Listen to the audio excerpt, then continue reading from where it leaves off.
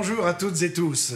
Le fonds Aliénor du CHU de Poitiers est destiné à récolter des dons pour aider les chercheurs, les scientifiques, les médecins dans leurs travaux.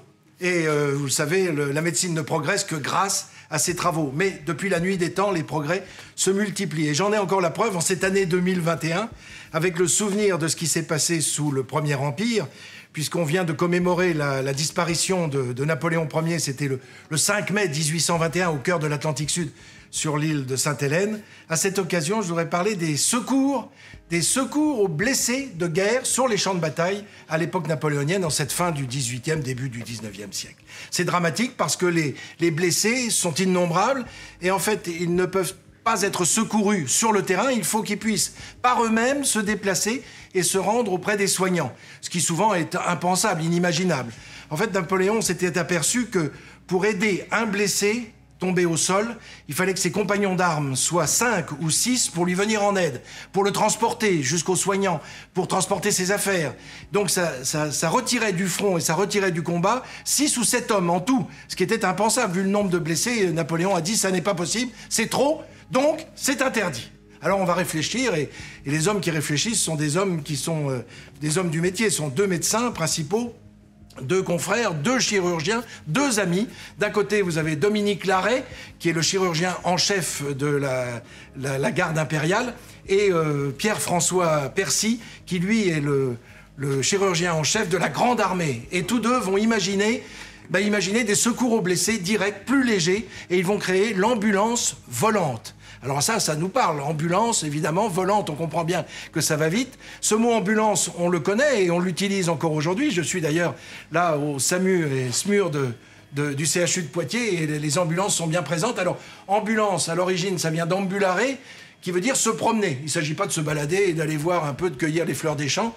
C'est même pas une promenade de santé, alors que on pourrait imaginer que ce le fût. Mais en fait, cette ambulance volante créée par Percy et Larrey est constituée de 3 chirurgiens et d'un infirmier.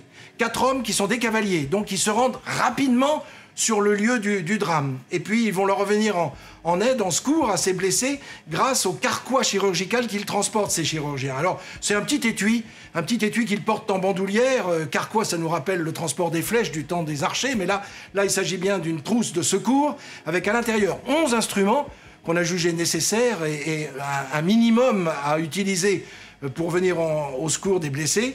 11 instruments et un garrot installé dans cette pochette. Et ces 3 chirurgiens et cet infirmier sont accompagnés avec leurs chevaux de mulets. Les mulets transportent du matériel médico-chirurgical destiné aux blessés, bien sûr, à l'aller. Et puis au retour, ce sont ces mulets qui transportent les blessés qui sont jugés transportables par les médecins, les chirurgiens. Alors, tout cela se met en place rapidement, mais très vite, on s'aperçoit que c'est pas assez, c'est pas suffisant.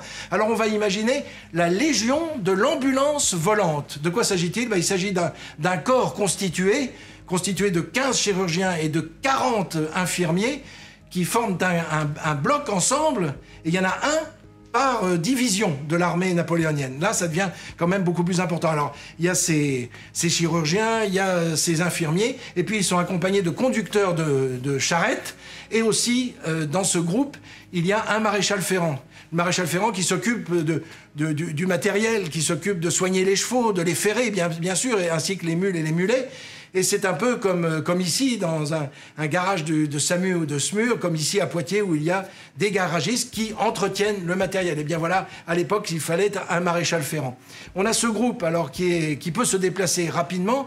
Les charrettes sont à 2 ou 4 roues, tractées par 2 ou 4 chevaux. Tout ça est conçu spécialement, c'est-à-dire c'est très suspendu, pour éviter aux blessés qui sont transportés de trop souffrir, pour revenir jusqu'à l'arrière, jusqu'à l'hôpital de campagne, où là, ils seront soignés et dorlotés par les médecins, les chirurgiens et les soignants. Alors évidemment, on comprend bien que Percy et Larrey sont les pères des urgentistes. Ce sont les inventeurs de ce que nous voyons ici, le SAMU, le SMUR, à qui on doit tant. Alors aujourd'hui, évidemment, dans ces années 2019, 2020, 2021, on leur doit beaucoup à ces urgentistes, mais on leur doit tant depuis tant d'années que voilà, on ne peut pas additionner tout ce qu'on leur doit. En tout cas, merci à eux, j'en profite. Et puis surtout, n'oubliez pas qu'en fait, au fond, la médecine, c'est avant tout un don. Et croyez-moi, donner, eh bien, ça rend heureux. Alors soyez donateurs, soyez même des urgentistes du don. On compte sur vous. Merci beaucoup.